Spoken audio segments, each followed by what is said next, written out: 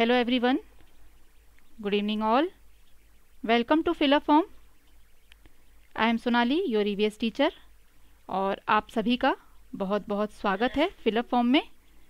Fill up form जो है आपकी एक एजुकेशनल वेबसाइट है जहाँ पर आपको नेट की और सीटेट की क्लासेस मिलती हैं। और ये क्लासेस जो हैं आपकी एवरी मंडे टू सैटरडे चलती हैं। जो रेगुलर आप काफ़ी दिनों से कर रहे हैं, जो रेगुलर स्टूडेंट हैं, उन्हें पता है कि जो क्लासेस आपकी ये हैं बिल्कुल फ्री ऑफ कॉस्ट हैं। इसमें आपके कोई भी चार्जेस नहीं लगते हैं। बस आपको चैनल को सब्सक्राइब कर देना है और हमारे साथ क्लास में एवरीडे जुड़ना है। रोहित जी, जय श्री कृष्णा। और भी जो बच्चे आते जाएंगे वो मैसेज करते जाएंगे जिससे कि मुझे पता चल जाए कि हाँ, आप सभी जुड़ गए हैं हमारे साथ।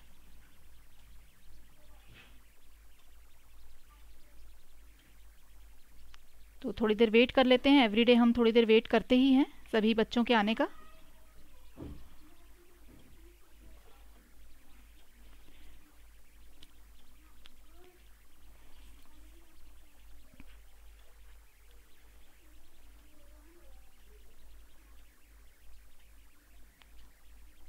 Ganga ji, very good evening. आज बच्चे जो हैं आए नहीं हैं अभी तक, नहीं तो इस टाइम तक तो काफ़ी बच्चे जुड़ जाते हैं। 7-8 बच्चे तो पहले ही आ जाते हैं। आज अभी तक आए नहीं हैं, कोई बात नहीं, धीरे धीरे सब जुड़ जाएंगे। 5 मिनट्स तो हम वेट करते ही हैं ताकि सब जुड़ पाएँ।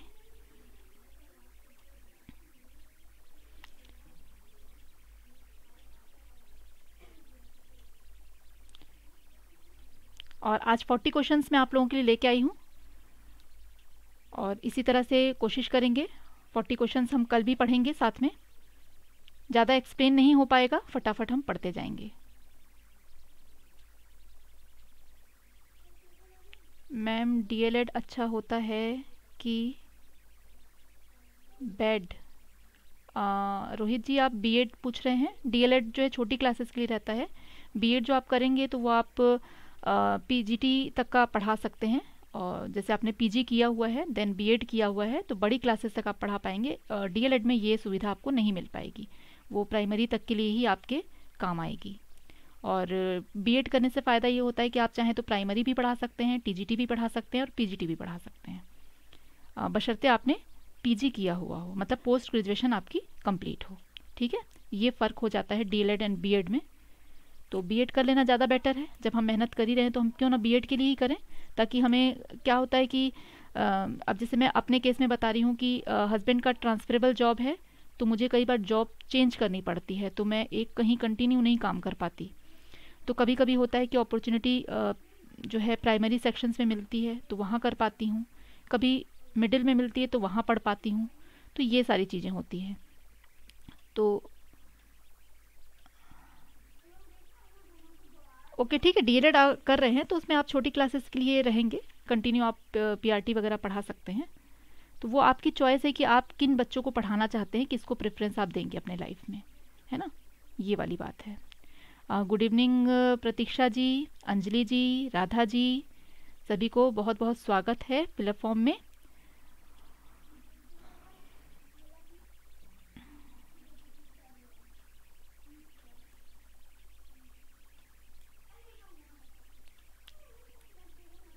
तो अगर आप लोगों को क्लासेस अच्छी लग रही है तो भाई, आप लोगों ने कल भी काफ़ी लाइक किए थे और बहुत अच्छा लगा। जैसे ही क्लास हम बंद करते हैं तो मैं सबसे पहले देखती हूँ कि बच्चों ने कितने लाइक किए। रियली एक मुझ में भी बचपना सा आ जाता है उस टाइम पे, और मैं भी देखती हूँ कि मेरे बच्चों ने कितना लाइक किया नहीं किया। चलिए, तो अब शुरू करते हैं धीरे धीरे।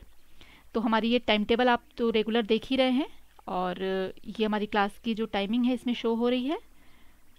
ये न्यू स्टूडेंट्स के लिए है, उन्हें पता नहीं है कि हमारी जो क्लासेस है फ्री ऑफ कॉस्ट है, किस टाइम पर हो रही हैं। और साइंस की जो क्लास हमारी स्टार्ट होनी थी वो स्टार्ट हो चुकी है 12 दिसंबर से, और टाइमिंग है 1 PM। 1 आवर की क्लासेस होती हैं एवरी क्लासेस।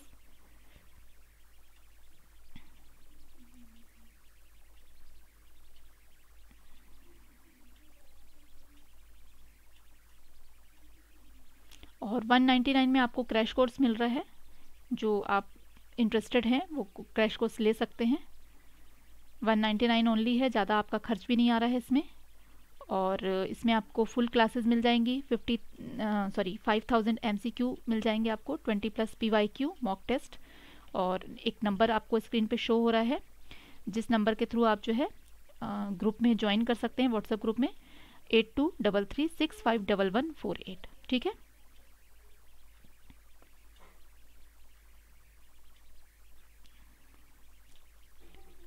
रोहित जी, आप बीए लिखना चाह रहे हैं, बीएड लिखना चाह रहे हैं, मुझे क्लियर नहीं समझ में आ रहा है। बीए आप लिखना चाह रहे हैं, और सीटेट की जो आपकी ऑनलाइन क्वीज़ हो रही है वो आपकी 5 o'clock इवनिंग में होती है, जिसका कि लिंक नीचे स्क्रीन पे आपको शो हो ही रहा है।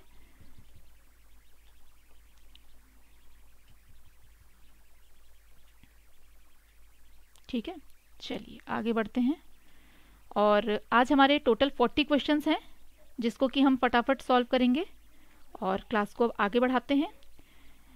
मैराथन क्लास है, आज 3rd है, पहली हमारी संडे को हुई थी, फिर मैंने एक दिन और 21 को लिया था एक मैराथन, और आज हमारी 40 क्वेश्चन वाली मैराथन रहेगी। फास्ट क्लास ही होगी काफ़ी, और ज़्यादा मैं इसको डिस्क्राइब नहीं करूँगी। ठीक है, चलिए आगे बढ़ते हैं। फर्स्ट क्वेश्चन लेते हैं।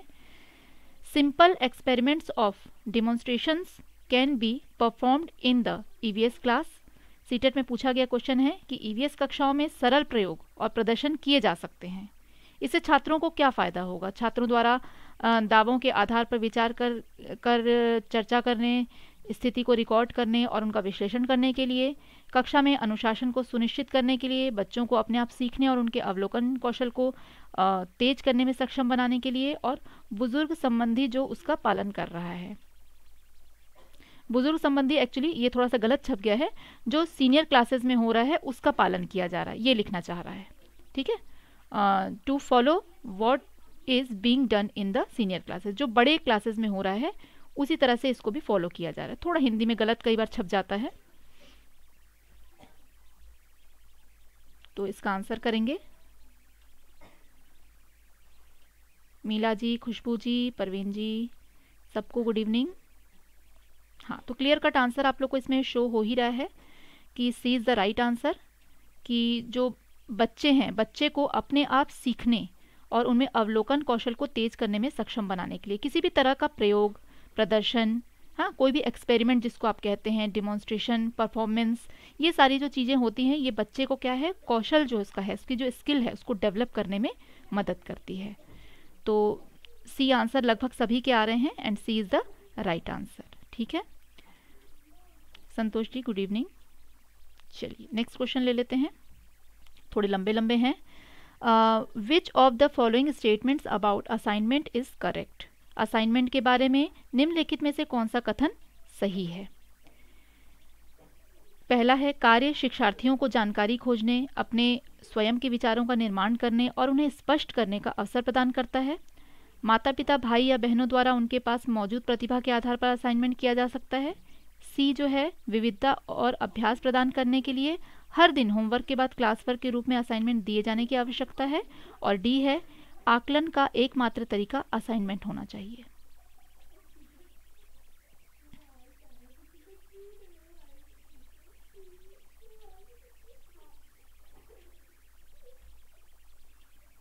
बिल्कुल क्लियर कट आंसर है इसका, और ए जो है वो राइट आंसर होगा इसका। पहला वाला जो है वो देखिए कि कार्य शिक्षार्थियों को जानकारी खोजने, अपने स्वयं के विचारों का निर्माण करने, उन्हें स्पष्ट करने का अवसर प्रदान करता है, न कि माता पिता, भाई बहनों द्वारा उनका काम कर देने को। हमने असाइनमेंट दे दिया, भाई आप प्रोजेक्ट बना के लाओ या मॉडल तैयार करके लाओ, बच्चे ने खुद कुछ नहीं किया, अपने मम्मी पापा से हेल्प ले ली, भाई बहनों से हेल्प ले लिया, तो इससे उसकी प्रतिभा कैसे दिखेगी, है ना। तो ये वाला तो बिल्कुल भी सही नहीं हो सकता बी, तो इसमें ए ही जो है फर्स्ट ऑप्शन इज राइट। ठीक है, चलिए third question is, Samir of class 5th usually does not submit his assignment to the EVS teacher on the time. The best corrective measure could be to, कक्षा में समीर जो है वो 5वीं का छात्र है और आमतौर पर EVS के शिक्षक को समय पर अपना असाइनमेंट जमा नहीं करता। सबसे अच्छा सुधारात्मक उपाय कौन सा हो सकता है। उसे प्रिंसिपल के ध्यान में लाएं, उसे गेम क्लास में जाने से रोकें, अनियमितता के कारणों का पता लगाएं और समीर को परामर्श दें और माता पिता को उसकी अनियमितता के बारे में एक नोट लिखें। बहुत इजी है, फटाफट आंसर इसका मिल जाएगा आप लोगों को।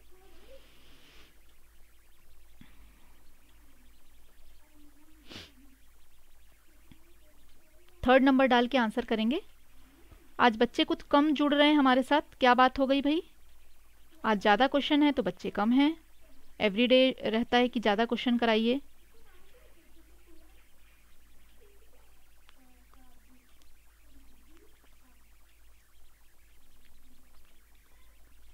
और इसका जो आंसर आ रहा है सबका 3 आ रहा है। थर्ड वाला जो है option C is the right answer, बिल्कुल सही। तो कोई किसी को प्रॉब्लम नहीं है, सबको क्लियर है। आगे बढ़ते हैं नेक्स्ट क्वेश्चन पे। A science teacher administrated to a test after teaching the topic of respiration and observed that majority of the student did not understand the difference between respiration and breathing.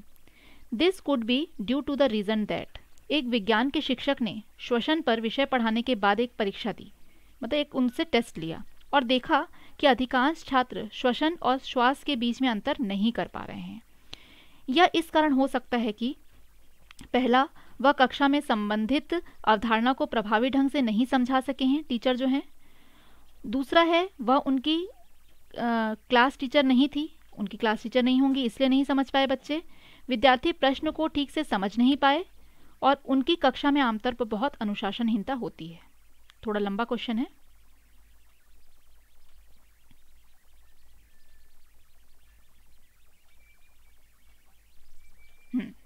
तो इसका answer जो है ए आ रहा है सबका।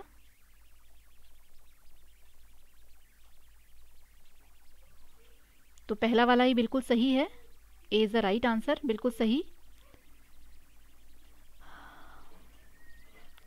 कि वह कक्षा में जो संबंधित अवधारणा है उसको प्रभावी ढंग से नहीं समझा। कल भी मैंने आप लोगों को एक तरह का क्वेश्चन इसी टाइप का बताया था कि कभी भी आप देखेंगे तो बाल केंद्रित होगा, बच्चे की गलती आप कभी नहीं देखेंगे, है ना, कि बच्चा जो है वो पढ़ाई नहीं कर रहा। जैसे लास्ट वाला ऑप्शन है, उसकी कक्षा में आमतौर पर बहुत अनुशासनहीनता होती थी, तो ये जो चीज़ है ये नहीं आया, क्योंकि इसमें बच्चों की खराबी बताई जा रही है कि बच्चे जो है वो उद्दंडता करते थे, क्लास में शोर मचाते थे। तो ये वाले जो ऑप्शन है वो कभी भी नहीं आएगा। हाँ, आप ये ले सकते हैं कि टीचर ने ठीक से नहीं पढ़ाया, एक्सप्लेन नहीं किया, वो अवधारणा को प्रभावी ढंग से नहीं समझा सकी, जैसा ये पॉइंट दिया हुआ है। इसका सीधा सीधा आंसर आप इस तरह से कर सकते हैं। ये मैं आप लोगों को इसलिए बताती हूँ कि एग्ज़ाम में अगर थोड़ा भी डिफ़र कर जाता है क्वेश्चन, थोड़ा मोड़ा भी अगर अलग आता है, तो आप इसका मेन जो चीज़ है उसको आप समझ के रखिए कि आपको किस बेसिस पे आंसर करना है। ठीक है ना, चलिए आगे बढ़ते हैं। A teacher can identify the stressed child when the child shows the following behaviour. एक टीचर जो है, एक शिक्षक जो है, तनावग्रस्त बच्चे की पहचान तब कर सकता है जब बच्चा निम्नलिखित व्यवहार दिखाता है। बहुत अच्छा क्वेश्चन है। आक्रामक व्यवहार मतलब अग्रेसिव बिहेवियर, फुल कंसंट्रेशन पढ़ाई में पूरी एकाग्रता, एक्सेसिव टॉकिंग अत्यधिक बात करना, हाइपर एक्टिविटी अति सक्रियता। इसमें तनावग्रस्त बच्चे की हमको पहचान करना है। बहुत इजी आंसर है।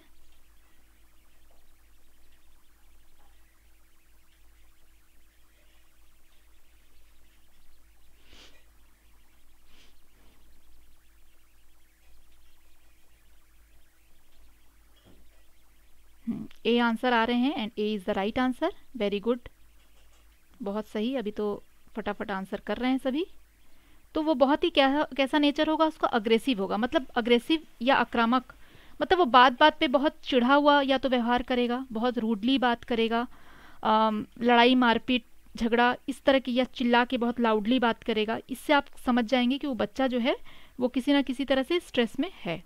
या तो उससे घर पे इस तरह का कोई व्यवहार किया जा रहा है, बहुत मारपीट की जा रही है, तो बच्चा अक्सर इस तरह से बिहेव करता है, ढीठ हो जाता है। बहुत ज़्यादा मारते हैं तो वो ढीठ हो जाता है। और पढ़ाई में पूरी एकाग्रता जो है वो मेधावी छात्र के लिए, प्रभावशाली जो प्रतिभाशाली जो छात्र होते हैं उनके लिए है। अत्यधिक बात करना, बहुत चंचल दिखाता है, बच्चा जो है बहुत चंचल है। और अति सक्रियता भी जो रहता है, कई बच्चे जो होते हैं मेधावी छात्र होते हैं वो अति सक्रिय होते हैं, एक्स्ट्रा एनर्जी उन पे होती है, तो हाइपर एक्टिव बच्चे उनको कहा जाता है। तो हाइपर एक्टिव बच्चे में भी दो कैटेगरी के होते हैं, एक जो होते हैं वो बहुत ज़्यादा शैतानी वाले हाइपर एक्टिव होते हैं, और कुछ होते हैं जो मेधावी छात्र होते हैं वो भी हाइपर एक्टिव होते हैं, वो हर तरह से मतलब तेज रहते हैं। तो इनमें भी कैटेगरी वाइज आप लोग सीडीपी में ये सब पढ़ते ही हैं, तो आप लोग को मालूम ही है। चलिए next question is there are Zor below average student. ठीक है, एक कक्षा में जो है एक औसत से कम विद्यार्थी है, जोर नाम है उसका। Which one of the following strategies will be most effective to bring them at par with the other students. कौन सी रणनीति जो है उन्हें अन्य छात्रों से बराबर लाने में सबसे प्रभावी होगी। एक बच्चा है जो बाकी बच्चों से कम तेज है, थोड़ा सा पीछे है, तो क्या कर सकते हैं, उसे अग्रिम पंक्ति में बिठाएं और लगातार उनके काम की निगरानी करें, उसके सीखने के कमज़ोर क्षेत्रों की पहचान करें और तदनुसार उपचारात्मक उपाय प्रदान करें, सुनिश्चित करें कि वो नियमित रूप से स्कूल आए और उन्हें घर पर अतिरिक्त कार्य करने के लिए दे दें। बहुत ईजी है ये भी, देखते साथ आंसर का पता चल जाता है कि क्या आंसर होगा। इतने बार हमने इस तरह के घुमाए फिराए क्वेश्चन को प्रैक्टिस कर लिया है कि अब कहीं कहीं से भी मरोड़ के क्वेश्चन पूछ रहा है तो हम आंसर कर ही लेते हैं। हाँ, बी आंसर आ रहे हैं, very good, B is the right answer. कि उनके सीखने के जो कमज़ोर क्षेत्र हैं उनकी हम क्या करेंगे, पहचान करेंगे और उसके हिसाब से उपचारात्मक उपाय प्रदान करेंगे। जैसे कि क्या हमको करना चाहिए, किस चीज़ में वो वीक है, उस क्षेत्रों की हम पहचान करेंगे और उस तरह से हम उसको, अगर वो मैथ्स में बहुत वीक है तो फिर जो मैथ्स वाले टीचर हैं उनको बताया जाएगा कि आप थोड़ा सा उनको ज़्यादा ध्यान दीजिए बच्चे को, है ना। और फिर कहाँ पे वो गलतियाँ कर रहा है वो जानेंगे कि भाई वो प्लस माइनस में गलतियाँ कर रहा है, या उसको मल्टीप्लिकेशन में दिक्कत आ रही है, या उसको टेबल ही याद नहीं है। बहुत सारे प्रॉब्लम्स छोटे बच्चों में देखे जाते हैं कि कुछ बच्चे होते हैं कि बहुत जल्दी सीखते भी हैं और बहुत जल्दी भूल भी जाते हैं। तो आप देखेंगे जब स्कूल में तो अलग अलग तरह के जो बच्चे हैं वो आपको देखने मिलेंगे। ठीक है, चलिए आगे बढ़ते हैं। National curriculum framework 2005 strongly recommended that teaching of EVS at primary stage should primarily aim that। राष्ट्रीय पाठ्यचर्या के रूपरेखा 2005 दृढ़ता के साथ अनुशंसा करती है कि प्राथमिक स्तर पर ईवीएस के शिक्षण का मुख्य उद्देश्य होना चाहिए। क्या होना चाहिए? स्वतंत्र रूप से प्रयोग करने के कौशल प्राप्त करना, विषय की बुनियादी अवधारणा को समझ विकसित करना, विषय के बुनियादी सिद्धांतों को याद करना, कक्षा शिक्षण को स्कूल के बाहर की साइट से जोड़ना।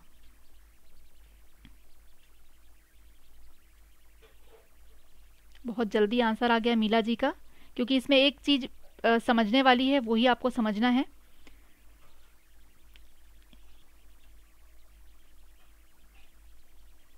हाँ, तो आपने मेन चीज को समझ लिया है कि कक्षा में जो शिक्षण हम कर रहे हैं उसको बाहर से, ये क्वेश्चन भी आप देखेंगे कि बार बार अलग अलग शब्दों में पूछा जाता है ना। बाहरी जो हमारा अनुभव होता है उसके साथ जोड़ना, कक्षा की पढ़ाई को बाहर के हिसाब से जोड़ना, इस तरह से क्वेश्चन बार बार घुमा घुमा के आपको पूछा जाता है।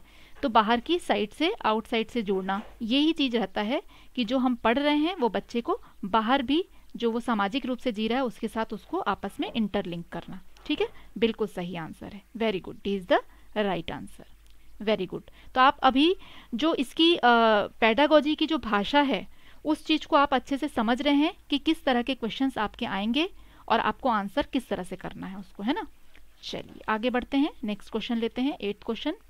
विच one of the following is not consistent with the requirements of EVS curriculum eight primary stage. निम्नलिखित में से कौन प्राथमिक स्तर पर ईवीएस पाठ्यक्रम की आवश्यकताओं के अनुरूप नहीं है? यह शिक्षार्थियों के संज्ञानात्मक स्तर के अनुरूप होना चाहिए, इसे शिक्षार्थियों को काम की दुनिया में प्रवेश करने के लिए ज्ञान और कौशल से लैस करना चाहिए, इसे शिक्षार्थियों में पर्यावरण के प्रति चिंता पैदा करनी चाहिए, इसे शिक्षार्थियों को नए ज्ञान के निर्माण के लिए अग्रणी विधियों और प्रक्रियाओं को प्राप्त करने में संलग्न करना चाहिए।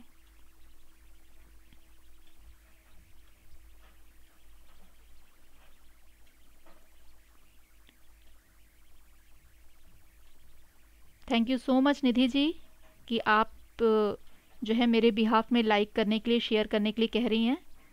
और ये थोड़ा क्वेश्चन लंबा भी है और बहुत सारे ऑप्शन इसमें आ जाते हैं जो एक से लग रहे हैं। तो इसमें क्या है, शिक्षार्थियों को काम की दुनिया में प्रवेश करने के लिए ज्ञान और कौशल से लैस करना, जो बी वाला है ये आपका राइट होगा। मतलब उनको इस तरह से स्किल्ड कर देना कि आगे जब भी वो किसी काम पे जाते हैं तो उनको इस चीज़ के बारे में जानकारी पहले से रहेगी, जो उनको बाहरी काम में, देखिए बाहरी जो कौशल है उसको शिक्षण के साथ जोड़ना क्या है इसमें, ये वही चीज़ फिर से आ गया है आपका। शिक्षार्थियों को काम की दुनिया में प्रवेश करने के लिए ज्ञान और कौशल से, मतलब बाहरी दुनिया से जोड़ने की बात इसमें की जा रही है। जो वो पढ़ेंगे वही बाहर भी उनको काम आएगा।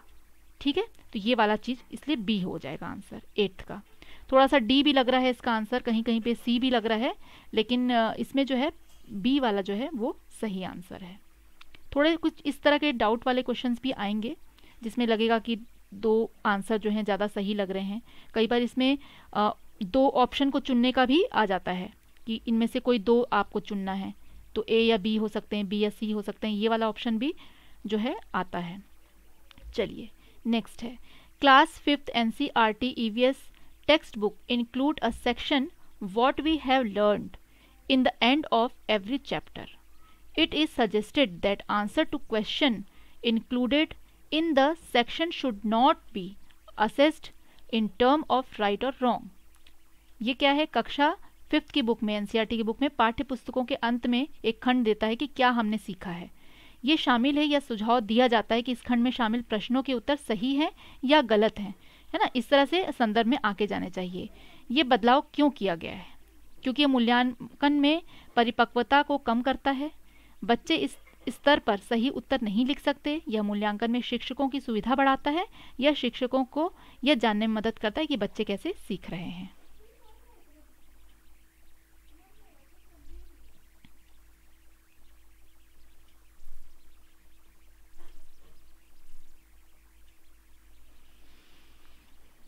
कोई बात नहीं अंजलि जी, थोड़ा सा कंफ्यूजिंग था वो क्वेश्चन, कुछ कुछ क्वेश्चन इसी तरह के रहते हैं।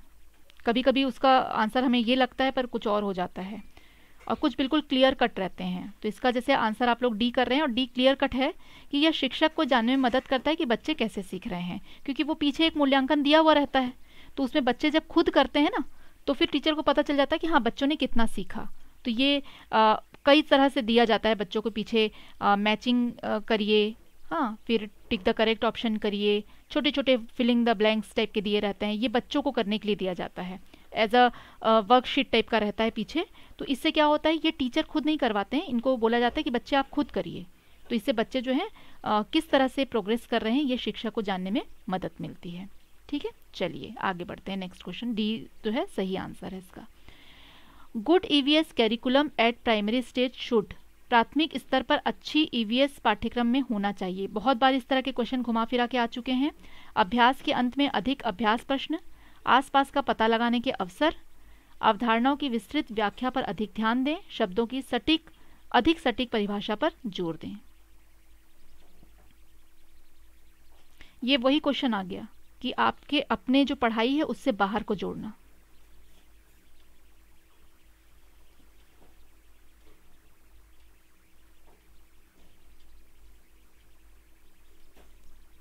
है ना, देखिए कितने तरह से एक ही क्वेश्चन को आप देख रहे हैं कि किस तरह से बार बार घुमा फिरा के आपके सामने प्रेजेंट किया जा रहा है। तो यही होने वाला है पेडागोजी में। अभी तो यहाँ आपको लग रहा है कि हाँ हमने कर लिया, लेकिन एग्ज़ाम हॉल में क्या होती है, जो मेंटल कंडीशन हमारी होती है वो बहुत ज़्यादा घबराहट वाली होती है। जैसे आप लोगों ने क्रिकेट नॉर्मली कभी खेला होगा, जब हम नॉर्मली ऐसे ही खेलते हैं शौकिया कि चलो आज थोड़ा सा खेल लेते हैं, तब आपको आउट होने का डर नहीं रहता है। लेकिन जब आप फाइनल आपकी मैच होती रहती है ना, तब बड़ा डर लगता है कहीं आउट ना हो जाऊं मैं, कहीं कैच आउट हो गई तो, कहीं मैं बोल्ड आउट हो गई तो ये चिंता लगी रहती है। तो ये जो एक नर्वसनेस रहती है ये एग्ज़ाम हॉल में आपके साथ रहेगी। इस चीज़ को ओवरकम करना है। वहाँ पे बिल्कुल शांति, जितना आप अपने माइंड को कूल रखेंगे उतना ही आप सटीक आंसर करेंगे। तो ये सब आप लोग बार बार पढ़ रहे हैं, रिपीट हो रहे हैं। कई सारे क्वेश्चन उसी तरह के मैं आपको बार बार करवा रही हूँ। क्यों करवा रही हूँ, क्योंकि इसी तरह के क्वेश्चन आएंगे। ठीक है, पेडागोजी में आपका जो अभ्यास रहेगा, जो प्रैक्टिस रहेगी वो यहाँ बहुत अच्छे से हो रही है। Very good. चलिए, one of the major objectives of teaching of EVS at primary stage is to. प्राथमिक स्तर पर ईवीएस के शिक्षण का प्रमुख उद्देश्य क्या है? विषय की बुनियादी अवधारणाओं की गहन समझ, छात्रों को अगले चरण में अध्ययन के लिए तैयार करना, शिक्षार्थियों को कक्षा शिक्षण को स्कूल के बाहर जीवन से जोड़ने में मदद करना और स्वतंत्र रूप से गतिविधियों को करने के लिए कौशल प्राप्त करना।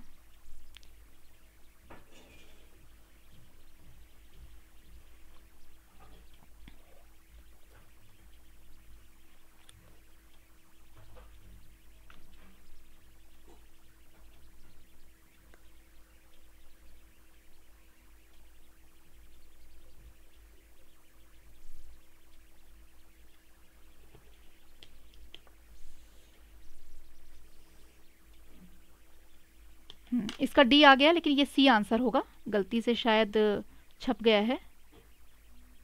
ये भी उसी तरह का क्वेश्चन है, ठीक है, ये सी होगा, ये सी होगा, ठीक है, ये गलत छप गया है।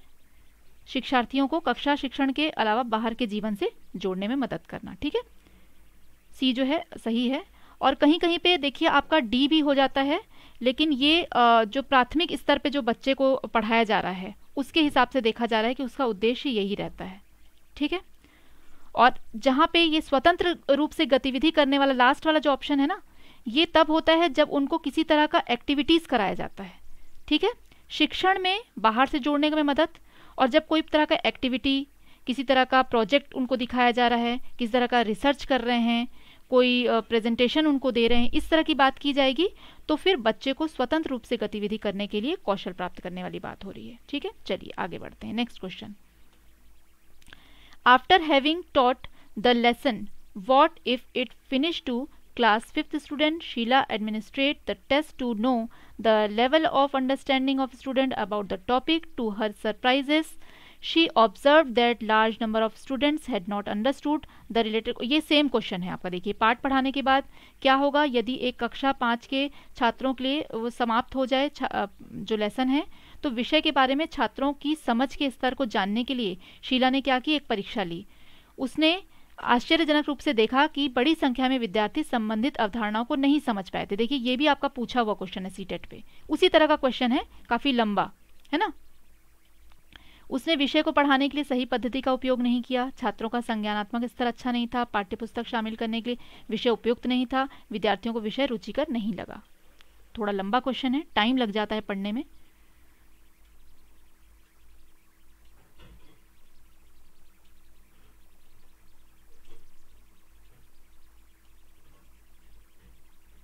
क्या इस तरह की कुछ खबर आ गई है क्या कोविड के कारण एग्जाम के बारे में? कितने लोगों के एडमिट कार्ड आ चुके हैं? हाँ, ए इज द राइट आंसर, क्योंकि उसने विषय को पढ़ने के लिए सही पद्धति का उपयोग नहीं किया, पढ़ाने के लिए, सॉरी, मतलब टीचर की गलती है यहाँ पे। मैंने बताया ना कि बच्चों की गलती नहीं देखी जाएगी क्योंकि बाल केंद्रित है, और कहीं ना कहीं टीचर ने जो है वो अच्छे से कॉन्सेप्ट क्लियर नहीं किया होगा, सीधी बात है। देखिए मैं अगर कोई क्वेश्चन आपसे पूछती हूँ और आप में से अधिकांश बच्चे उसका गलत आंसर करते हैं, तो इसका मतलब क्या होगा कि उस जो भी टॉपिक को मैंने पढ़ाया है वो मैंने अच्छे से आपको नहीं पढ़ाया है, आपको समझा नहीं पाई हूँ, तो उसमें कहीं ना कहीं गलत मैं ही होंगी, आप सभी गलत नहीं होंगे। ये कॉन्सेप्ट हमेशा रहता है।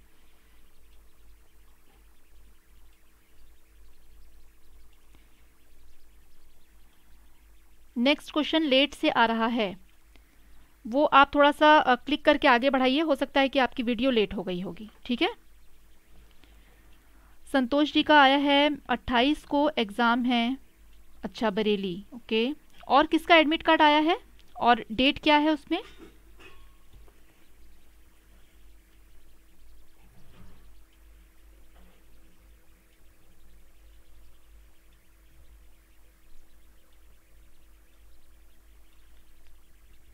अच्छा, और किसी का भी अगर एडमिट कार्ड आया तो प्लीज़ मुझे बताएं।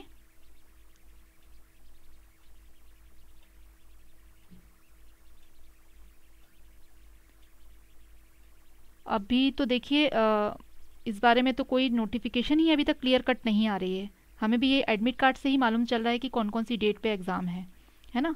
तो 28 एंड 29 शो कर रहा है, तो ज़्यादातर अभी मैंने एक और किसी स्टूडेंट का भी जाना था कि उनका भी, हाँ सबिता जी का, हाँ CTP वाली मैडम से शायद आपने शेयर किया था सबिता जी कि आपका भी 28 को डेट बता रहा है ना, तो उन्होंने ही मुझे बताया था, हमने डिस्कस किया था।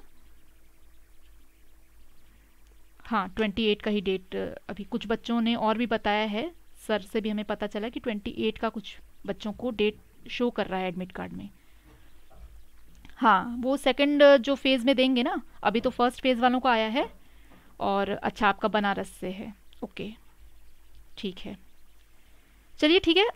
अच्छा देखिए, आशाएं अपनी मजबूत रखिए, अच्छी रखिए, नेगेटिव मत सोचिए, आप तैयारी अच्छी रखिए और जो होगा अच्छा ही होगा, ठीक है, यही सोच के साथ आगे बढ़ते हैं। और इसमें जो फर्स्ट वाला ऑप्शन है ये सही होगा। चलिए नेक्स्ट क्वेश्चन ले लेते हैं।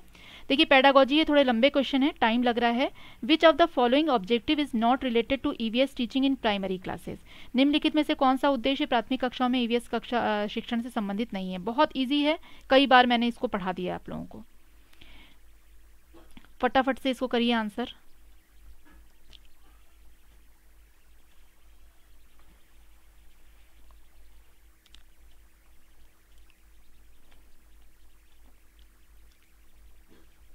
दिसंबर वालों का ही अभी आया है, जनवरी जो है सेकंड फेज में आएगा।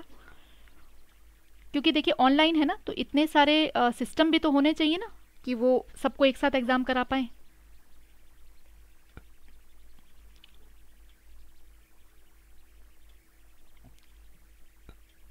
ये वाला मैंने कई बार आप लोगों को बताया है कि याद करवाना, परिभाषाएं रटवाना, ये जो चीज़ें कॉन्सेप्ट कभी भी ईवीएस शिक्षण में जो है वो प्रतिकूल अनुकूल नहीं माना जाता है, सही नहीं माना जाता है, ये उसका उद्देश्य नहीं है।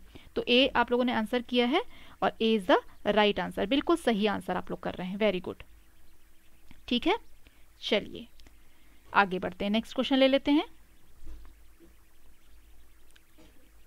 इसमें किसी को कोई डाउट नहीं है, इसमें क्या लिखा है, सिद्धांतों को याद करने के लिए, मतलब रट्टू तोता बनाना है, तो बच्चों को हमें रटवाना नहीं है, कॉन्सेप्ट को समझाना है और समझ बूझ के वो बच्चे अपने हिसाब से काम करेंगे। चलिए आगे बढ़ते हैं, next question. In the context of EVS pedagogy all of the following are desirable practices except. EVS शिक्षा शास्त्र के संबंध में निम्नलिखित सभी जो है वांछनीय अभ्यास है, किसी एक को छोड़कर बाकी सब सही है, कोई एक गलत है। पेडागोजी के संबंध में कोई एक लाइन जो है इसमें से गलत है।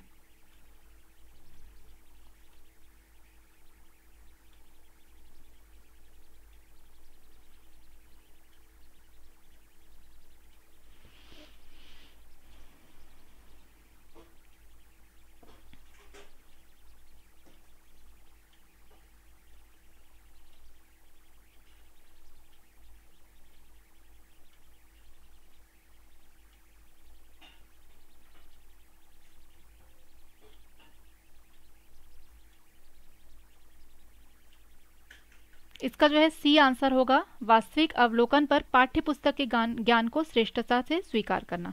मतलब सिर्फ पाठ्य पुस्तक के हिसाब से ही रह जाना, कुछ और उसमें एक्स्ट्रा कुछ नहीं करना, ये कहना चाह रहा है कि सिर्फ पाठ्य पुस्तक के ज्ञान को ही लेकर के उसको ही श्रेष्ठता से स्वीकार कर लेना।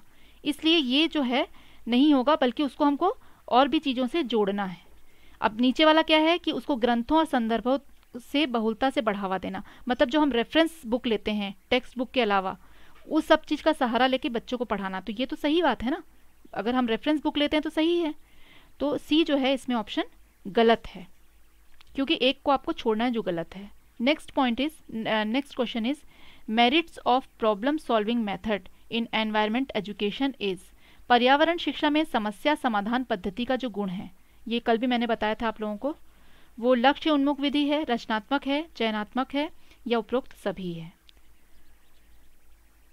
इस तरह के क्वेश्चन में आंसर करना आसान हो जाता है। ये यूपी टेट में देखिए आपका पूछा गया है, कुछ क्वेश्चन यूपी टेट वाले भी सी टेट में और अदर टेट्स में पूछे जा रहे हैं, इसलिए मैंने इस सबको इंक्लूड किया है पेडागोजी के अंतर्गत।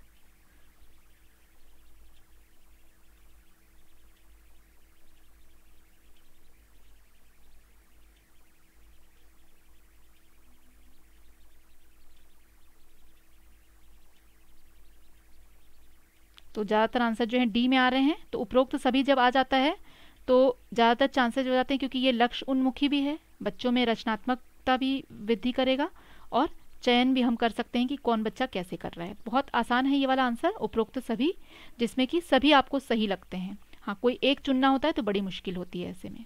चलिए नेक्स्ट क्वेश्चन लेते हैं। एनवायरमेंटल एजुकेशन रिफर्स टू, पर्यावरण शिक्षा का संबंध है। प्राकृतिक पर्यावरण कैसे कार्य करता है यह सिखाने के प्रयासों को व्यवस्थित करें। मनुष्य कैसे स्थायी रूप से जीने के लिए व्यवहार और पारिस्थितिकी तंत्र का प्रबंधन कर सकता है। आसपास के वातावरण के बारे में बताता है। और ए और बी दोनों, ये भी बहुत इजी है।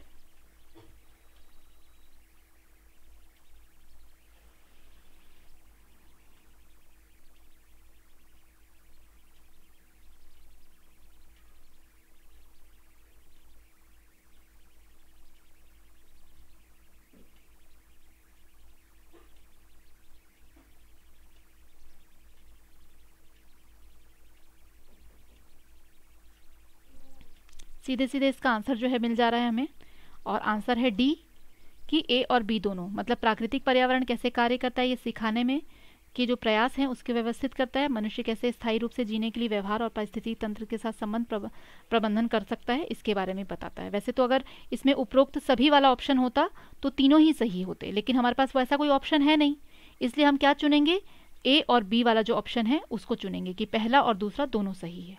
ठीक है, तो कई लोग सी कर रहे हैं, वो थोड़ा करेक्शन करेंगे कि अगर उपरोक्त सभी होता तो हम तीनों ही ऑप्शन को इसमें ले सकते हैं, लेकिन वैसा कोई ऑप्शन इसमें है नहीं, तो हम 2 पॉइंट्स को इसमें लेंगे। ठीक है, चलिए आगे बढ़ते हैं। 17 question, meaning of environmental education is, पर्यावरण शिक्षा का अर्थ है छात्रों को बोझिल कार्यक्रम से जोड़ने के लिए, बच्चों को पर्यावरण के बारे में जागरूक करना, बच्चों का मनोरंजन करने के लिए, पर्यावरण को शिक्षा के माध्यम से प्रदूषण से बचाने के लिए।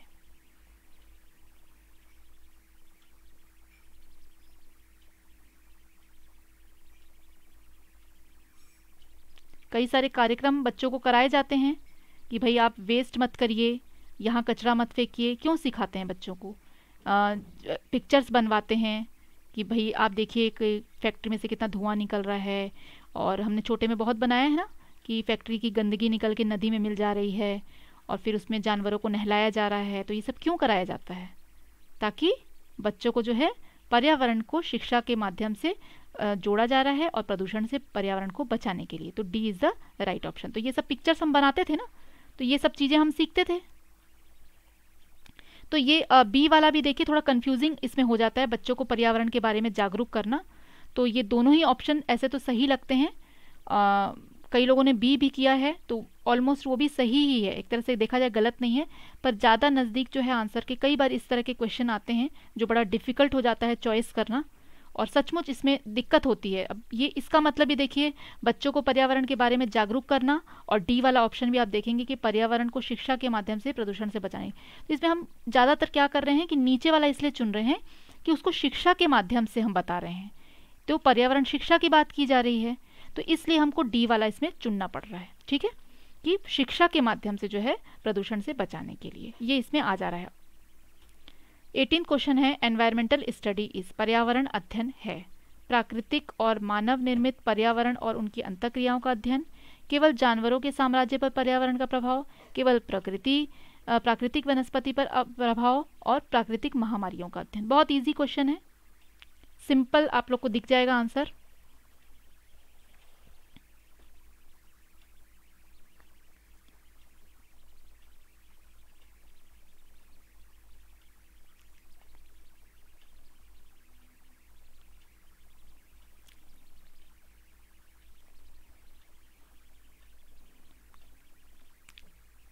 और अगर आप लोगों को क्लास अच्छी लग रही है, क्वेश्चंस सॉल्व करने में मज़ा आ रहा है, तो एक लाइक भी ज़रूर करिएगा।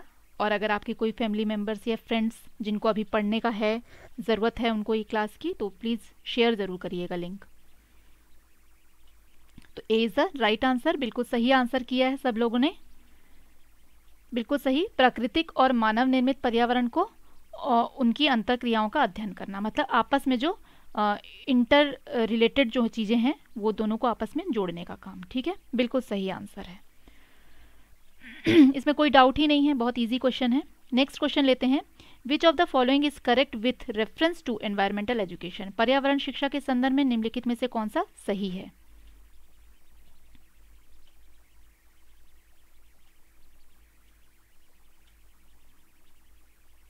बहुत इजी आंसर है, फटाफट करिए, ज्यादा दिमाग नहीं लगाने वाला आंसर है इसमें।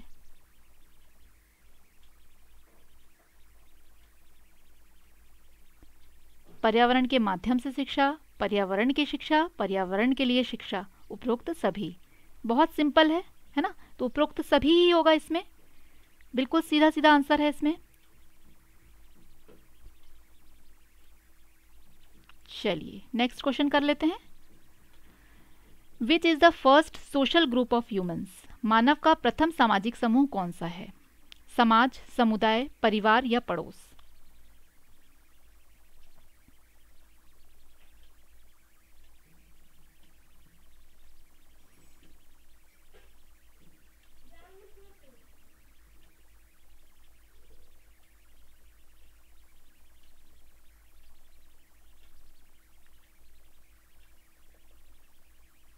माही जी का आंसर सबसे पहले आया है, वेरी गुड। हाँ बहुत इजी है क्वेश्चन, किसी को भी डाउट इसमें होना नहीं चाहिए और गलती भी नहीं होनी चाहिए किसी की भी। अच्छा प्लस कर रहे हैं ना अपने मार्क्स, या भूल गए प्लस करना। टोटल 40 क्वेश्चंस हैं आज, फटाफट अपने मार्क्स भी जोड़ते जाइए, प्लस करते जाइए अपने नंबर्स में। चलिए सी इज द राइट आंसर, बिल्कुल सही है आप लोगों का आंसर।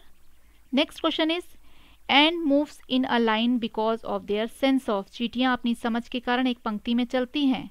साइट मतलब झलक द्वारा, देख करके एक दूसरे को। टेस्ट मतलब स्वाद, स्मेल मतलब गंध, हियरिंग मतलब सुनकर। अब चींटियां बोलती तो है नहीं कि कोई सुनेगा उनकी बात, सीधे सीधे ये तो आप समझ ही सकते हैं, बहुत इजी क्वेश्चन है।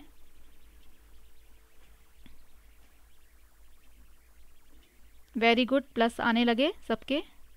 खुशबू जी 20 प्लस में चल रही हैं, वेरी गुड। हाँ सी आ रहे हैं आंसर, और ये भी आसान है। बहुत देर से आप लोगों ने मेहनत करी, पेडागोजी में बहुत दिमाग लगाना पड़ता है, थोड़े इजी क्वेश्चन आ गए, थोड़ा कूल डाउन हो जा रहे हैं। सी इज द राइट आंसर। चलिए आगे बढ़ते हैं नेक्स्ट क्वेश्चन पे। Name of the bird which has I in the front of its head, उस पक्षी का नाम जिसके सिर के आगे आंखें होती हैं। ये सारे क्वेश्चन मैं एक बार करा चुकी हूँ, देखूं कितना याद है आप लोगों को।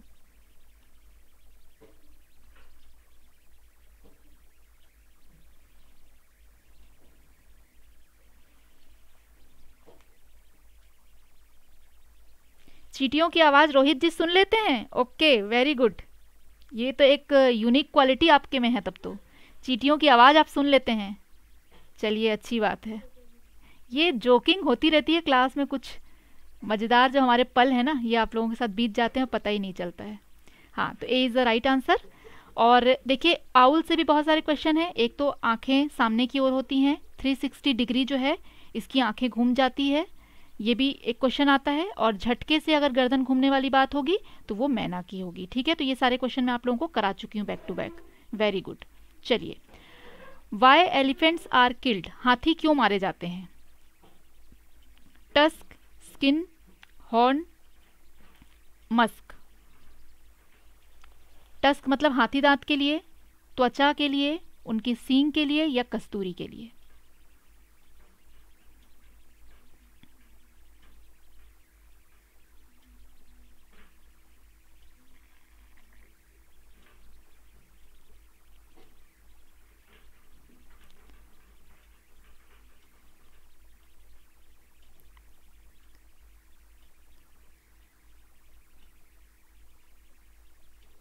इसका ज़्यादातर आंसर जो है ए में आ रहा है, और ए इज़ द राइट आंसर, बिल्कुल सही है। ए जो है कि जो हाथी होते हैं उनको हाथी दांत के लिए मार दिया जाता है। और किसी ने कस्तूरी के लिए भी लिखा है, एक मिनट, किसी ने आंसर किया है, आई थिंक मैंने देखा है अभी किसी का आंसर, कस्तूरी किसी ने किया था। हाँ प्रदीप जी ने लिखा है मस्क, तो देखिए मस्क नहीं होगा, टस्क होगा, है ना। टस्क मतलब जो है वो हो गया हाथी दांत, और मस्क मतलब हो गया कस्तूरी। कस्तूरी जो है वो कस्तूरी मृग जो होता है उसको मार दिया जाता है कस्तूरी के लिए। उसकी नाभि में एक सुगंधी पाई जाती है, परफ्यूम्ड रहता है, उसको लेने के लिए जो है उस कस्तूरी मृग का शिकार किया जाता है। तो थोड़ा इसको करेक्ट करिएगा प्रदीप जी। नेक्स्ट क्वेश्चन लेते हैं। How many times a tiger can see better than us at night? बाघ रात में हमसे कितनी बार बेहतर देख सकता है, कितने गुना बेहतर देख सकता है? 5 गुना, 10 गुना, 8 गुना या 6 गुना?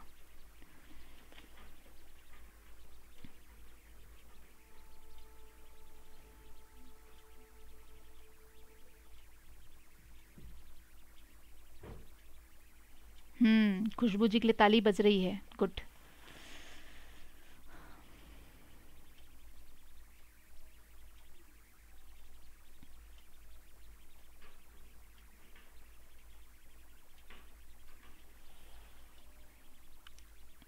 इसमें डी आंसर सभी का आ रहा है, ज़्यादातर लोगों का। D is the right answer, बिल्कुल सही आंसर है। सभी ने याद रखा हुआ है कि भाई 6 गुना बेहतर देखता है ना। बाघ के बारे में आप लोगों को मैं पढ़ा ही चुकी हूँ पहले भी। Very good. नेक्स्ट क्वेश्चन लेते हैं। Which of the following animals is endangered? निम्नलिखित में से कौन सा जानवर संकटग्रस्त है? मंकी, टाइगर, डियर और बाइसन?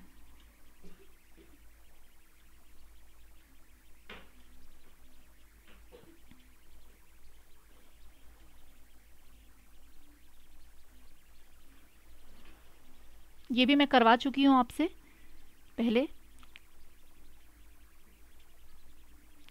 फिरनी बन रही है, ओके, मैं आती हूँ आपके यहाँ फिरनी खाने के लिए, बड़ी टेस्टी होती है।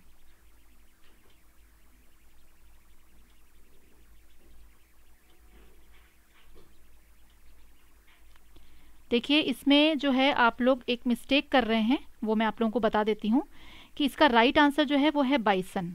ठीक है, एक तरह का ये भैंस होता है, भैंस की प्रजाति है जो एंडेंजर्ड है, संकटग्रस्त है। टाइगर की पहले हुआ करती थी, लेकिन अभी क्या है, बहुत सारी जो टाइगर की जो परियोजनाएं चलने लगी ना, उसके कारण से इनकी जो एंडेंजर्ड कंडीशन थी उससे ये बाहर आ चुके हैं। तो ये आप करेक्ट करिएगा आंसर को, इसमें गलती मत करिएगा। ये एक समय था कि टाइगर जो है वो एंडेंजर्ड कंडीशन में पहुंच गई थी, संकटग्रस्त प्रजातियों में पहुंच गई थी। लेकिन जब टाइगर प्रोजेक्ट शुरू हुआ तो अब टाइगरों की जो आबादी है वो काफ़ी बढ़ चुकी है और अब उनकी कंडीशन संकटग्रस्त जानवरों में नहीं है।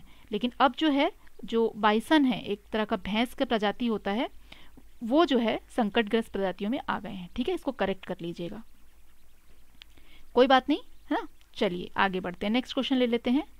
How many types of snakes are poisonous in India? ये क्वेश्चन भी कई बार पूछा गया है। भारत में कितने प्रकार के सांप जहरीले होते हैं?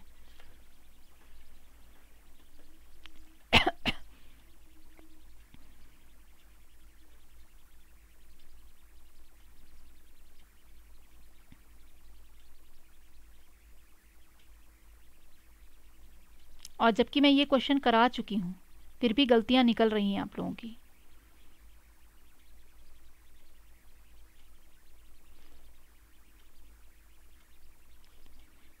ये क्वेश्चन भी आप लोगों का मैं करवा चुकी हूँ। हाँ, ज़्यादातर आंसर जो है 26 का जो है वो बी आ रहे हैं। हाँ, 4 टाइप के होते हैं, बिल्कुल सही आंसर आप लोग कर रहे हैं। बी जो है वो राइट आंसर होगा। ठीक है, 4 प्रकार के ही होते हैं, मैंने टाइप्स भी आप लोगों को बताया हुआ है। चलिए आगे बढ़ते हैं। Poisonous teeth of the snake are fangs, hood, scales या फैंग्स? क्या कहा जाता है उनको? हिंदी में थोड़ा सा गड़बड़ छप जाता है कई बार।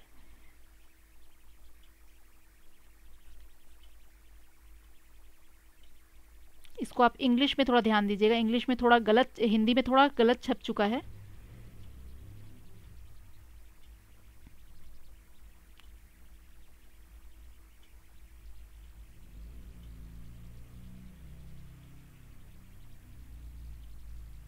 ये भी मैं करवा चुकी हूँ आप लोगों को।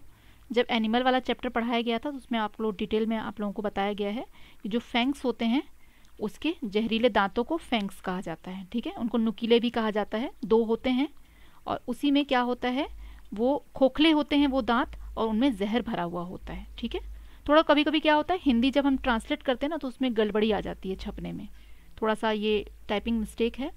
चलिए आगे बढ़ते हैं। The medicine for snake bite is prepared from? सर्पदंश की दवा तैयार की जाती है पॉइजन ऑफ स्नेक, सांप के जहर से, स्किन ऑफ स्नेक, सांप की त्वचा से, इंटरनल ऑर्गन ऑफ स्नेक, सांप के आंतरिक अंग से, या नन ऑफ दिस, इनमें से कोई भी नहीं। बहुत इजी है।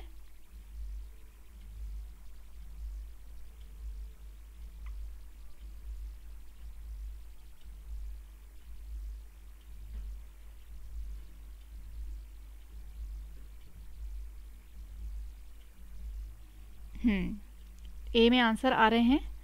ए is the right answer. Very good all of you. देखिए कभी आप जैसे हॉस्पिटल जाएंगे, कभी मान लीजिए आप देखेंगे किसी को सांप ने काट लिया है, तो डॉक्टर सबसे पहले यही पूछते हैं कि क्या आपने सांप को देखा कि वो किस तरह का सांप था। मतलब एक आइडेंटिफिकेशन डॉक्टर करना चाहते हैं वो कौन सा सांप था।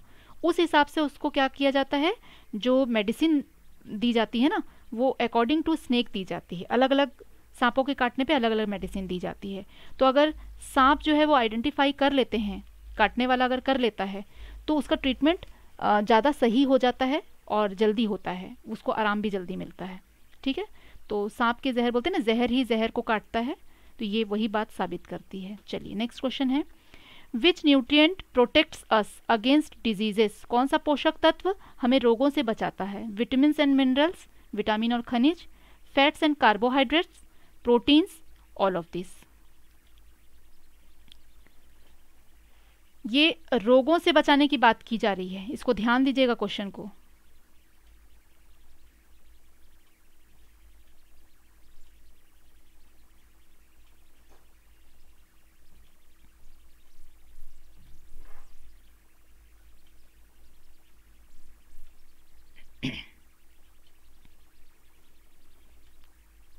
मुझे पता था कि कई लोग जो हैं इसका आंसर डी करने वाले हैं।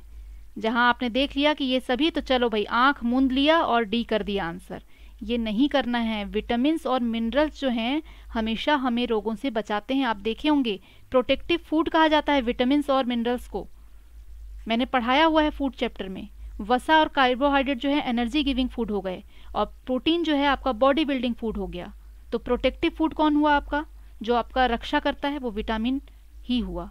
तो ए इज द राइट आंसर। तो कभी कभी जो होता है ये सभी वाला जो ऑप्शन होता है ये आपको भूल भुलैया में डालने वाली बात हो जाती है। चलिए नेक्स्ट क्वेश्चन, इजी क्वेश्चन है।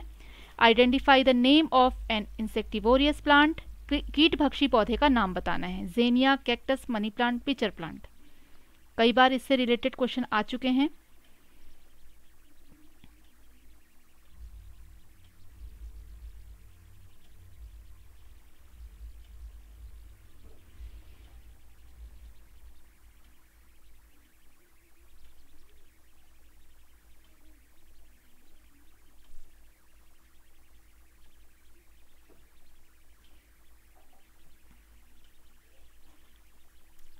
मैंने कई बार बताया है, उसके बाद भी आंसर जो हैं कई लोग गलत करते हैं, ये बड़ी मुश्किल की बात है। पिचर प्लांट के बारे में मैं आप लोगों को कितने बार बता चुकी हूँ कि जो पिचर प्लांट होता है वो छोटे छोटे जो इंसेक्ट्स होते हैं उनको खा जाता है, बहुत छोटे साइज़ के एनिमल्स को भी खा जाता है ना। तो ये गलती नहीं होनी चाहिए आपकी। तो D is the right answer. कई लोगों ने जो आंसर गलत किया है वो करेक्ट करेंगे इसको, और इससे कई बार क्वेश्चन जो है रिपीटेडली पूछे गए हैं। चलिए आगे बढ़ते हैं, लंबा क्वेश्चन आ गया, अब पढ़ते जाइए। एक ईवीएस शिक्षक के रूप में आप विद्यार्थियों को चिड़ियाघर ले जाने की योजना बना रहे हैं। निम्नलिखित में से कौन सी गतिविधि आप छात्रों को करने की अनुमति नहीं देंगे। चिड़ियाघर में जानवरों के खाने पीने की ढेर सारी चीज़ें ले जाएं। चिड़ियाघर में विभिन्न जानवरों द्वारा किए गए भोजन का पता लगाने की कोशिश करें। उन जानवरों की तस्वीरें एकत्रित करें जिन्हें वे चिड़ियाघर में देखने की उम्मीद करते हैं। चिड़ियाघर में वे जो देखते हैं उसे आकर्षित करने के लिए उनकी ड्राइंग पुस्तकें अपने साथ ले जाएं।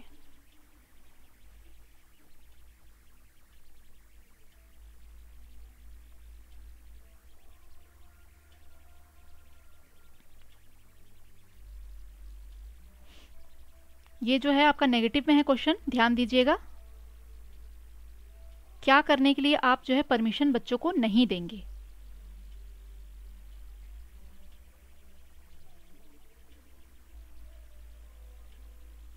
ए और बी में थोड़ा कंफ्यूजन आ रहा है, कुछ का ए कुछ का बी, डी वाले भी हैं भाई।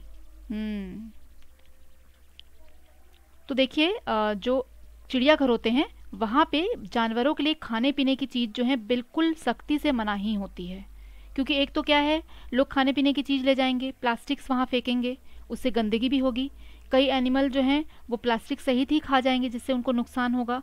और कई जानवरों को कुछ चीज़ें खानी मना होती हैं, लेकिन लोगों को तो ये मालूम होता नहीं है ना, तो वो सब चीज़ें उनको दे देंगे, जिससे कि उनको नुकसान भी हो सकता है। तो इसलिए चिड़ियाघर में जानवरों के लिए खाने पीने की ढेर सारी चीज़ें जो है वो सख्ती से मना ही होती है।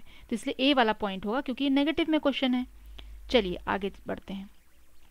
A teacher of class 5th asked a student to put their worksheet, observation report and material collected during a term in a folder.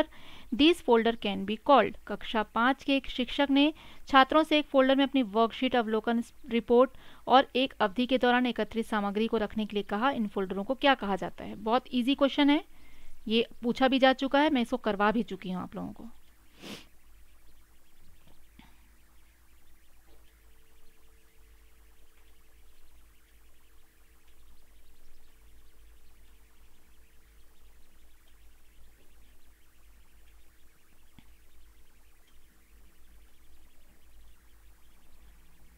ए में आंसर आ रहे हैं 32 का। Very good all of you, and A is the right answer. ठीक है ना। Next question, अरे गलती से ये नेक्स्ट वाला आ गया था, सॉरी, कुछ गलत स्लाइड दब गया था। हाँ, तो इसका जो आंसर है वो ए ही है, बिल्कुल सही। चलिए आगे बढ़े, 33 क्वेश्चन लेते हैं। बिल्कुल सही है ए। हाँ, as a teacher of class 5th which of the following resources would you find best to use while dealing with a topic on conservation of fuel. कक्षा 5 के शिक्षक के रूप में ईंधन के संरक्षण विषय पर काम करते समय आप निम्नलिखित में से किस संसाधन का सबसे अच्छा उपयोग करेंगे? पाठ्यपुस्तक, रेफरेंस बुक, संदर्भ पुस्तक, पोस्टर, न्यूज़पेपर, समाचार पत्र। बहुत इजी है। हम खुद पढ़ते हैं तो अपनी एक बुक के साथ हमेशा क्या रखते हैं? एक ही बुक से तो नहीं पढ़ते हैं। जैसे मैं आप लोगों को यहाँ पढ़ा रही हूँ तो सिर्फ एक बुक के सहारे मैं नहीं पढ़ा रही हूँ आप लोगों को, है ना। मैं कई और बुक्स रखती हूँ।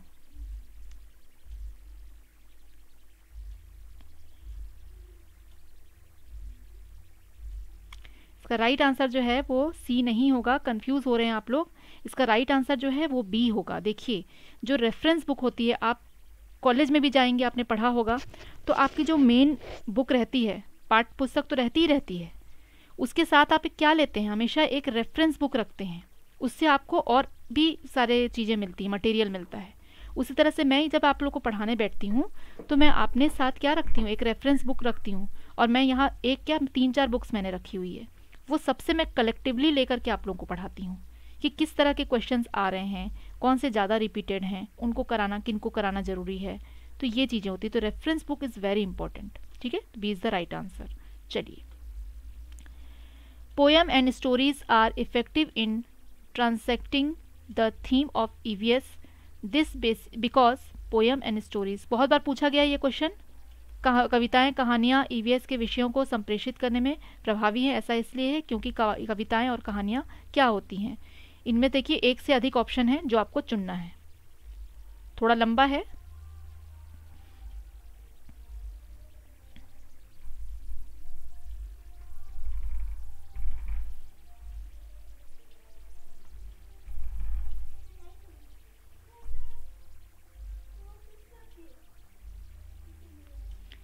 चलिए, तो इसका आंसर करिए 34 का।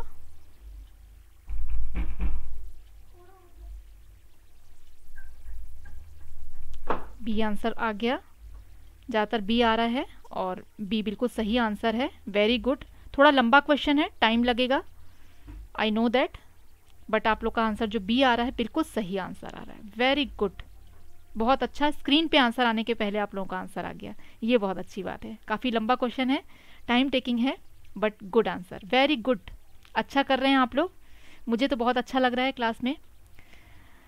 As a newly appointed EVS teacher in a school, your foremost priority before beginning to teach would be. School में नवनियुक्त ईवीएस शिक्षक के रूप में आप पढ़ाना शुरू करते हैं, शुरू करने से पहले आपकी सबसे बड़ी प्राथमिकता क्या होगी? हमेशा क्या रहेगी? ये बहुत इजी है, एज अ टीचर आप अगर कहीं वर्क कर रहे हैं तो सबसे पहले आप क्या करेंगे? जाते साथ ऐसे ही पढ़ाने तो नहीं लगेंगे ना। कोई भी काम करने के पहले हम क्या करते हैं? सीधे बस जाते हैं, दौड़ के काम शुरू तो नहीं कर देते हैं। तो बहुत इजी है ये आंसर भी।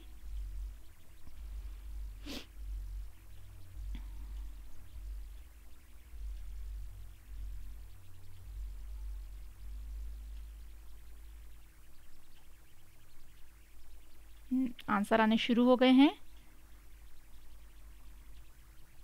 Very good, very good all of you. मुझे यही उम्मीद थी कि आप लोग सब सही आंसर करेंगे और सही आंसर आ रहे हैं स्क्रीन पे आने से पहले ही। Very good, A is the right answer, बिल्कुल सही आंसर है। गुड, बहुत सही। तो ए सही है कि पाठ की हम पहले योजना तैयार करेंगे, है ना। कोई भी काम सिर्फ पढ़ाना ही क्यों, हम कोई भी काम करने के पहले एक योजना तैयार करते हैं। हमको अगर शॉपिंग पे भी जाना होता है कहीं, एक सिंपल सी बात बता रही हूँ कि अपने घर में हमें शॉपिंग भी करनी है, तो हम सबसे पहले देखते हैं कि हमारे पास कितना पैसा है और हमें क्या क्या चीज़ें लेनी है। उस हिसाब से हम लिस्ट तैयार करते हैं कि हम किस चीज़ पे कितना खर्च करेंगे। तो यही प्लानिंग है। तो हर काम के पहले हमको प्लानिंग करनी होती है। Next question is which one of the following should not be done the EVS teacher while assessing students. छात्रों का आकलन करते समय निम्नलिखित में से कौन सा एक ईवीएस शिक्षक को नहीं करना चाहिए। ये क्वेश्चन किसी दूसरे सब्जेक्ट में भी पूछा जा सकता है कि छात्रों का आकलन करते समय टीचर को क्या नहीं करना चाहिए।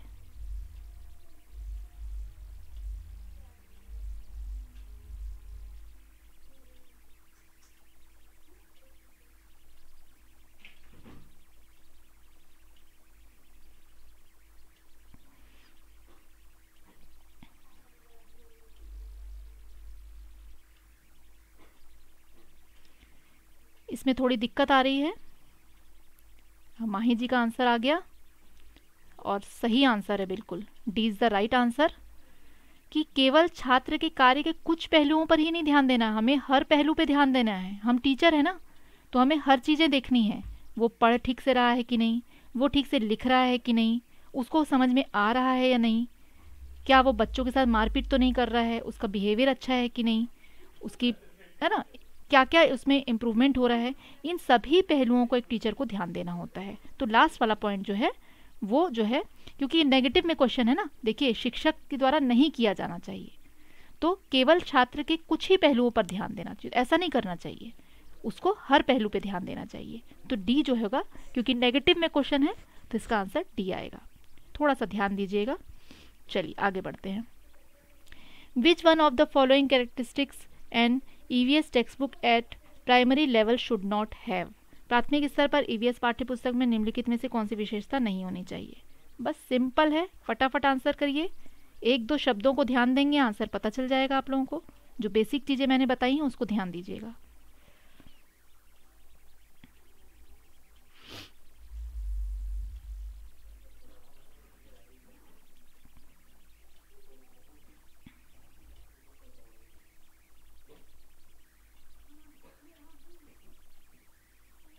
और अगर आप लोगों को क्लास अच्छी लग रही है तो प्लीज़ एक लाइक ज़रूर करिएगा। फ्रेंड्स फैमिली मेम्बर्स को शेयर भी ज़रूर करिएगा जिनको भी ज़रूरत है क्लासेस की। हाँ, तो इसमें जो है मेन चीज़ आप समझ गए हैं कि जहाँ परिभाषाओं की बात आती है वो नहीं होना चाहिए, क्योंकि नेगेटिव में क्वेश्चन है। बेसिक चीज़ आप समझ गए हैं and D is the right answer. Next question लेते हैं।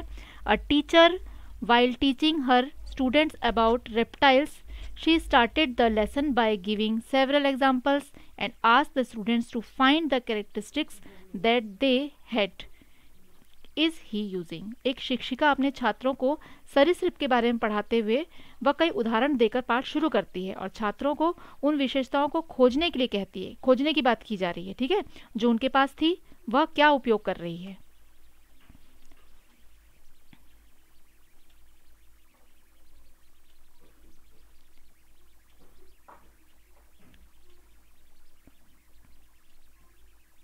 छात्रों को उदाहरण भी दे रही है और विशेषताएं खोजने को भी कह रही है।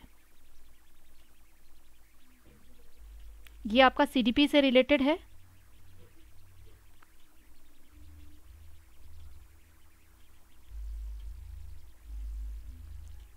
ये 5 बजे जो आप लिंक आपके पास आएगा ना, लिंक जो आप देख रहे हैं, इसमें 5 बजे आप क्लिक करेंगे तो डायरेक्ट आपको क्विज में वो पहुंचा देगा।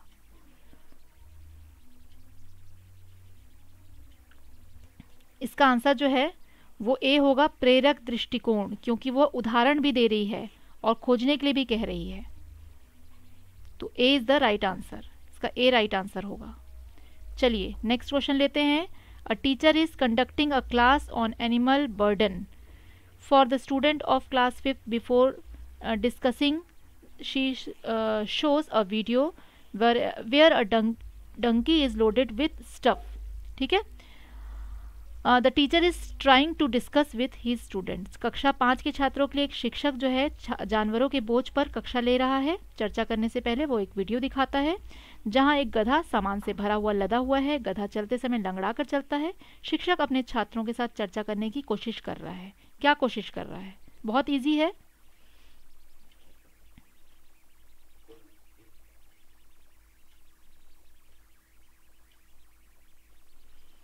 देखिए निधि जी, कई लोग तो दे रहे हैं इसमें क्विज जो है वो अटेंड कर रहे हैं।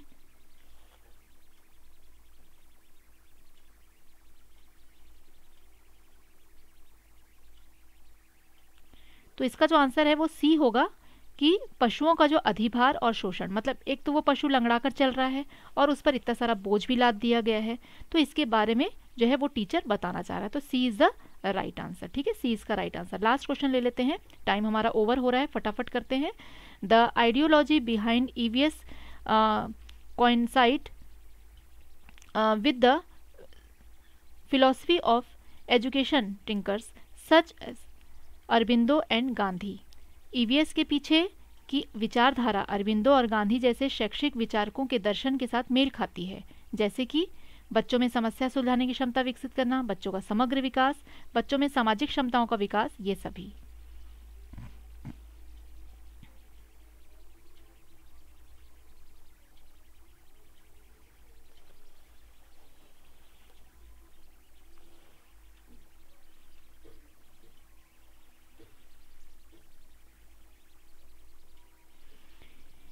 इसमें भी गच्चा खा गए आप लोग। इसमें बी आंसर होगा क्योंकि इसमें नाम दे दिया है। ठीक है, अरविंदो एंड गांधी, इनके दर्शन के साथ मेल खाना चाहिए, तो आपको ये वाला याद करना पड़ेगा। ठीक है, इसमें ये सभी नहीं, ऐसे नॉर्मली अगर दे देता, अगर इनका नाम नहीं दिया होता, ठीक है, गांधी जी और अरविंदो घोष का अगर नाम नहीं दिया होता तो हम इसको सीधे सीधे कह सकते थे कि ये सभी हो जाता, लेकिन क्योंकि इसमें नाम दे दिया है इनका, तो इनके हिसाब से क्या है, बच्चों का समग्र विकास, इसलिए इसका आंसर जो है वो बी होगा। ये मैंने पहले भी आप लोगों को करवाया था और उस टाइम भी आपको समझाया था कि विचारक जब कुछ बात कहते हैं तो उनकी बात जो है कोई एक टॉपिक पे आएगी तो बच्चों का समग्र विकास जो है ये इसमें आ जाएगा। ठीक है, इसको थोड़ा करेक्ट करिएगा। और नंबर आने शुरू हो गए सभी के 34। ओके, तो जिनको भी क्लास अच्छी लग रही लाइक ज़रूर करना, लाइक में कमी नहीं आनी चाहिए आज, सब भाई लाइक कर दो एक बार। और क्लास जो है वो ओवर होती जा रही है।